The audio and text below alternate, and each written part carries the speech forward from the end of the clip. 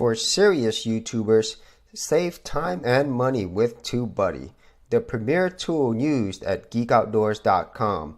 Get more done today by checking out the affiliate link in the description area below. Hey, welcome to another episode of geekoutdoors.com. If you haven't seen Blade Runner 2049, go see it because this will be a full-on spoilers review. And if you haven't seen the movie yet, but you wanted to know something about the movie, then you could definitely check out my non-spoilers review. I'll leave that in the card up there. And so let's get into this. So I'm assuming that all of you have experienced Blade Runner 2049. And, much like myself, there's a lot of questions, and what I'm going to do, the first half of this is I'm going to leave some of my thoughts on what happened in the movie. And then I'm also going to do a versus against the original Blade Runner in 1982. So let's start right off the bat with something that I didn't know about, So what I did purposely is that I tried not to learn anything about the movie other than the actual trailer. Okay, so I did see some reviews, but they're very general. And so a lot of these things, actually all of it, was all surprising to me, which is a great thing. So the first thing that was surprising to me was the fact that K, played by Ryan Gosling, is actually a replicant himself. Now, this happens really early on in the movie. If you remember Dave Bautista's character, he is a replicant. And initially when they got to that fight, and then Dave Bautista says, "How can you do this to your own kind?" And I was like, whoa. Because at first I was thinking, there's no way that a human could beat a replicant, okay? And especially Dave Bautista is a huge replicant. And so I'm like, okay, there's probably something going on there, okay? And then you find out that he is a replicant. That line always remains with me when he said that, and then they got into the fight, and then I'm like, okay, he's a replicant. And so in this world, there's brand new replicants, as you know, and then they still use the phrase skin job, if I remember correctly, from the very first Blade Runner. And so we find out that K, not only is he a replicant, but he is, I think he is the Nexus 8. Okay, I'm pretty sure he is. Because in the original Blade Runner, there was a Nexus 6, which were the ones who were the main replicants, with Roy, Pris, and I think it was Leon, and then there was I think Zaner, the female one, and then there was I think those were the four main ones that actually came from the off-world. And those were the ones that had the 4-year lifespan, and then, they kind of went rogue, okay? They had emotions, okay? And then the Nexus 7, I'm pretty sure there was a Nexus 7, and that was the Rachel model, okay? And then at the same time, there's the whole thing about whether or not Deckard is actually a replicant, and he could have been in Nexus 7. That's a theory, and I think that's a very plausible theory. And then we have the Nexus 8, which I believe is what K is, what Ryan Gosling is. Okay, so he still has all the attributes of a strong replicant, but at the same time, he could still have emotions. Okay, so that's why at the beginning of the movie, when he's doing a check, the machine is doing a check to make sure that he is on base, meaning he doesn't lose his control and he doesn't let his emotions get in the way, because that's the whole point of them shutting down the original Nexus, because they lost control. Okay, and then they started killing people. Okay, and so with this one, I'm pretty sure that the version of Ryan Gosling he doesn't have a limited life. I think by this point, they do have more control over the replicants, especially the new models with Wallace. Wallace's new models, especially when you meet Love. And I was really impressed by that. Okay, now, right off the bat, after that whole thing set up, and I realized that he was a replicant, and then we met another character, Joy, and we saw brief moments of her in the trailer, but this was another surprise. I was surprised that she was actually a hologram. And this really creates an interesting dynamic, okay? Because you remember the phrase from the very first Blade Runner. It says more human than human. And more so than even the first movie, these replicants are really more human. They have a lot of human characteristics. okay? But there is some measure of control, and I'm going to get into that when we talk about the replicants created by Wallace, But this is an interesting thing because for all intents and purposes, K is a human being. It's just that the insides of him and his memories are not human. Okay? And so he has this companion who is another artificial life form, if you want to think about it the way, because she is. And he has emotions for her, which is really odd because he himself is a machine. And so that was a really interesting take.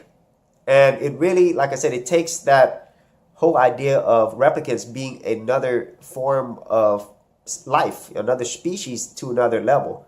Because even they need companionship. Even they have feelings. Even they have fears and doubts, which is really, really cool. I really love that Villeneuve and the actual writers that went that way.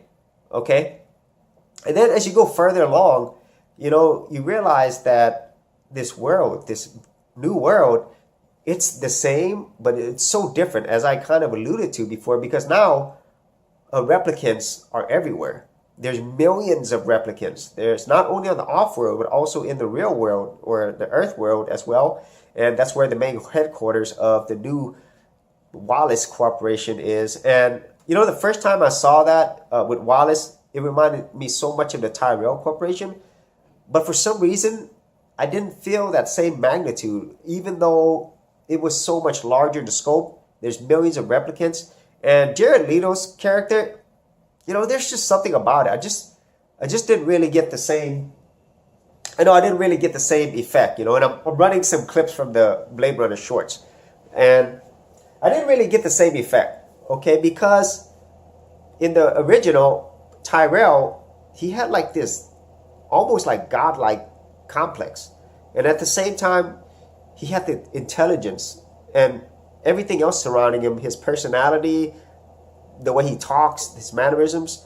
I felt more of a presence with Tyrell and than I did with Wallace, Jared Leto's character. About the only time I really felt that Jared Leto had that type of presence was if you remember that scene with him and with Deckard, Harrison Ford. And that was probably the most intense part of the movie that I enjoyed. And I kind of jumping around a bit, but that one is extremely memorable because that really focuses on whether or not Deckard is a replicant or not. And the way that Jared Leto talks, it's kind of vague, and at the same time, I don't know if he did that to say you are a replicant or to make him think that he's a replicant so then he could work along with Jared Leto. I'm not really sure. That's why I like that part. They kept it really ambiguous. And so you weren't really sure. Okay? And then as far as the other elements, exploring the world, and I mentioned this earlier in my review, was that Deacon cinematography, and a lot of people said this, it's absolutely beautiful. But there are some flaws with it. Okay? The world that's built, this world. And I'll get more into that when I compare that to the original Blade Runner. Okay? But it's more of like, he's trying to solve this mystery. The mystery, as you know, of whether or not, and this was really a surprise, that Rachel, from the original movie, Sean Young's character, actually had a baby, her and Deckard. And so that was the big surprise that I did not see coming, whereas they were the first replicant born from a replicant. And that's why I think they were a special model Nexus, probably a Nexus 7. And that was the beauty that Tyrell had, the genius that he had, that Wallace could not, at this point, he couldn't reproduce because he's tried that. I mean, you remember the scene where he created a new female character and he just cut her up, because for whatever reason he saw that she could not reproduce. And that's the whole thing that he's trying to do. So that he could create a brand new breed, a brand new species of humanoids that could actually reproduce. And that's basically what Robin Wright's character, she's the lieutenant, if you remember, that's what she was afraid of, that in one case it would break the world. And it would, because this is a brand new species, more superior than humans physically. And so potentially they could definitely start a war and probably destroy the human race. But on the other end, as you remember, the replicants themselves, they are becoming very human-like. They're humans, but they're their own species. And so they want their own freedoms as well, because they were basically built to be robots and slaves to work on these different planets and just to do a lot of things that humans don't want to do. But now because they've evolved and they have their own conscience and soul, as mentioned a lot of times, they want to have their freedom. Okay, so all of those elements, I thought they were really interesting. And then the fact that Kay was battling this thought that he is the child of Deckard and Rachel, and he wants to know why he was left behind. And so by the time the movie gets to the point where he finally meets Harrison Ford, Deckard, you feel the same way as Kay does. And so for myself, the first half of the movie all the way till he meets Harrison Ford, those were my favorite parts. I really wanted to keep watching it. That's why I enjoyed it so much, because the director, Villeneuve, put you in the place of Kay, where you're discovering stuff himself. You could see his anguish, especially when he met that girl, that woman who actually created memories for replicants, and she was crying, but I wasn't sure why. And then he was all mad and stuff when he thought he was the child, he was the replicant child, and when he finds out later that he isn't, man, you feel that, that sense of, God, I wish I was that. You feel that sense of sorrow and remorse. That was really powerful, But kind of after that, I kind of checked out of the movie at that point. Not to say it was bad or anything, but by the time we got to the final battle with Love, that was a cool battle though. But I'll talk about that a little bit later compared to the 1982 version. But I just didn't really get that same impact, And that scene where Love at the end kisses Kay before she slices him and stabs him, she wanted love as well. Because if you notice that's so funny, her name is Love, as you notice her character throughout the movie, she cries in certain scenes. And that has to do with the fact that she's a new model and they are more obedient. Okay, so they are less likely, or I don't think they're able to actually go crazy or actually pursue their emotions up to a certain level. And so I think that there were parts in the movie where when she saw the replicants being killed, she was crying, because she felt sad, but she wanted to do something, I feel, but she didn't because of her programming. She would kill Wallace, if she could, and I think that's like the failsafe that they had. And then later on, I think she grew an attraction to Kay, okay, but once again, she couldn't act upon that. And so I think that's why it scenes where she's crying, she has these emotions that she cannot act upon, because I think of the programming that was there by Wallace. And then what's also interesting is by the end of the movie, near the end of the movie with Gosling, he loses Joy, and then he sees the advertisement, this big hologram Joy, and she's basically telling the same lines that she would tell anybody. He himself, an artificial intelligence, is seeing like, oh, she's not real, but he's not real as well. And so, yeah, so overall, by the end of the movie, by the time the battle's done, by the time he takes Harrison Ford to his daughter, which I didn't see that coming where that was his daughter. I don't know. It just didn't have the same impact. And he did die, or they made it seem like he died. And so it's really sad. He found out he wasn't the child of Deckard and Rachel. He found out that the girl that he was in love with was basically given the same type of love to whoever could buy her, and he's gonna die, and so it was really sad at that point. And so overall, as I've stated in my other review, this is the best sci-fi movie that I've seen this year thus far, but it's not as great as the original, and that's what I'm gonna go into now. So this is kind of like a versus, but I'm kind of gonna explain why I thought it wasn't as good as the original. So the first thing is, and I said it with Geek and cinematography, it's beautiful, and Hans Zimmer's score is beautiful, okay?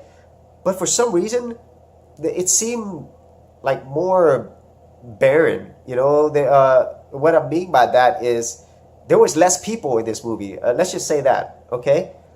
Because obviously 30 plus years, there's a lot more people living in this area. You can see it by the opening shot with all the buildings. I mean, there's tons of people there. But there really wasn't that many people in the movie. You might see a few here and there, or even a few crowded streets. But I feel like the new world of Blade Runner 2049, it was very empty. It was like a barren wasteland. Okay, even though there's supposedly more people. Okay, so it's very cold and like very artificial, just empty. Okay, and I'm pretty sure that was what the point of him doing that, the director along with the cinematographer. But the problem with that is I lost a connection to that world. Even though I said, the movie gets you back into the world because it was so barren. There's not that much people around. There's not that much stuff going on.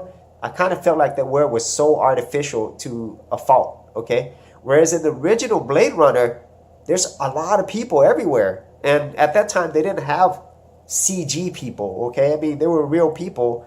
And the world, the city felt lived in. There was always stuff going on in every scene, whether there's people around, whether there's cars flying by, and there were more characters. That's another thing. I mean, in the new Blade Runner 2049, there were characters, but there were very few of them. Okay, there's Kay, there's the lieutenant, there's Love, there's Joy, a little bit of Jared Leto. Of course, there's Deckard, Harrison Ford. I think I just mentioned that. And those are the main ones. Okay, whereas in the original Blade Runner, I think that his name is Gaff, the Emilio Estevez character. Of course, Harrison Ford. There's Sean Young. There's Pris. There is, of course, Roy, Rutger Hauer, which is awesome. There was another guy, I can't remember his name, who actually created the dolls. There was a Chinese character, Hong, I think. He created the artificial eyeballs. There's another Blade Runner, Holden. And I think Gaff was Emilio Estevez. He was also, wait, it's not Emilio Estevez, but you know who I'm talking about. But he was also a Blade Runner as well. And there was also the Blade Runner boss of that facility. I can't even remember his name, And then there was this Zora, one of the replicants, and Leon. So there were way more characters in Blade Runner, and I felt a closer connection to the characters in Blade Runner than I did in Blade Runner 2049. Okay, the character that I connected most in Blade Runner 2049 was definitely Kay, Ryan Gosling's character, and I really like Joy, and I also like Love, the villain, the replicant as well, and Deckard for the few scenes that he was in there, But first and foremost, the world seemed more alive, and the characters, I just cared about them a lot more. Even Tyrell, it was just a lot more menacing, a lot more deep in thought. It's just more of everything. Okay, I don't know how to explain that. And then the magnitude of what you're seeing. If you remember the original Blade Runner, where they would go up the elevator to see Tyrell, and there were security checkpoints in between. The scale of it just looks bigger. And just the overall look and effects. Even though this movie came out in 1982, I just really feel that it looks better, in my opinion. It looks more real, more lived in, more gritty, more colorful in some cases as well. And that's because they didn't have the CG technology back then. So they had to use a lot of real practical elements, even though Blade Runner 2049 had that as well. Great set design and stuff, but the one in 1982 was just better. The atmosphere was better, and especially scenes like you remember in the 1982 version where Deckard was like trying to interview or actually see whether or not Rachel was a replicant, with her smoking and the scene with the light coming in and her eyes and everything. I just did not see anything similar to that in Blade Runner 2049. That was just amazing to me, and it's still amazing, And then the artificial owl, there were so many things there, and so I really appreciated that so much more because I really felt like I was in that world a lot more. I was invested in more of the characters, and for some reason the effects just were better for me. And then another thing that I really enjoyed more about the 1982 version is Rutger Hauer, Roy, the villain. He just wasn't a villain though, whereas Love, she's more of a villain, just straight up a really hard character. I mean, she's awesome. Okay, she's a killing machine. She's a combatant replicant. That's what she's made to do. Whereas in the older version, even though they were built for certain things, the way that Roy was really like a really interesting character. He had his own thoughts. He had much bigger things that he wanted to do. And then the other replicants around him, he cared about them. And so by the time he got to the end of the movie and he gave those final lines, like the things that he's seeing, and then by the time he says time to die, man, you were really invested in that character. It's a very complex character. And I didn't get the same feeling with the character Love or even Jared Leto's character. Whereas in the original 1982, I was really into it. And the last action scenes to me was way better in 1982 version. You know, when you saw Daryl Hannah, Chris fighting him at the end, even the fight with Leon, even the shootout when he shot Zahar, who she was a stripper she's a stripper replicant. It was all, to me, better action. There was actually more action in the 1982 version. Okay, and then also the way the 1982 version ended. You know, after the awesome scene with Deckard and Roy, the way it ended in the final cut, where it's very ambiguous. You know, I'm not talking about the theatrical cut where they drove off into the sunset. Okay, I'm talking of one where there was Rachel, and then you see that paper unicorn. Okay, and yeah, I'm pretty sure that was the final cut. I've seen the director's cut, and the final cut is basically just a different look of the director's cut, but I enjoyed the ending on that so much more than I did the one with Kay dying in the snow.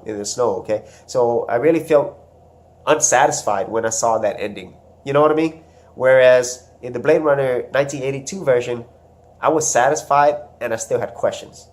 Whereas the one here, you felt unsatisfied because the rest of the movie was, I think, just better, to be honest with you. And then I didn't have as many questions at the end.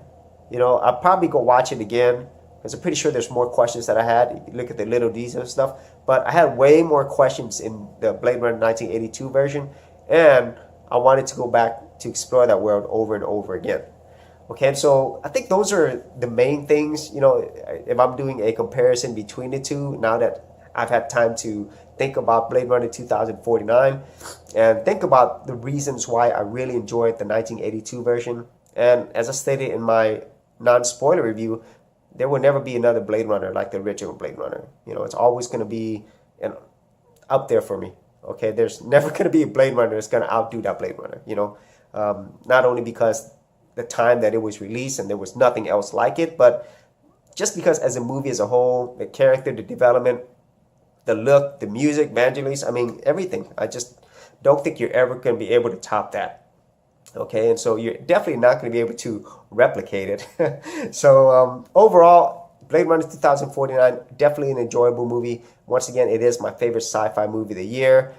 You know, I enjoyed it immensely. That is a movie that I would have to do multiple viewings. But the weird thing is, the more I think about Blade Runner 2049, the more I think about the original Blade Runner in 1982. So if you had any thoughts on this, be sure to leave it in the comments area below. And if you did see the movie, what are your thoughts? What are some of the things that make you question, or maybe you already figured out a lot of things? And also, do you have any thoughts on the 1982 version? Was there anything that you saw that was better or worse? Okay, so leave that below. And as always, if you did enjoy these videos, leave a like and subscribe. And if you wanted to support my channel further, you could do that at patreon.com/geekoutdoors. Thanks for checking out this episode. And as always, if you like these videos, be sure to click on the subscribe button. And for full written content, audio content, and additional geek stuff, head over to geekoutdoors.com. And I'll see you outdoors on the very next episode.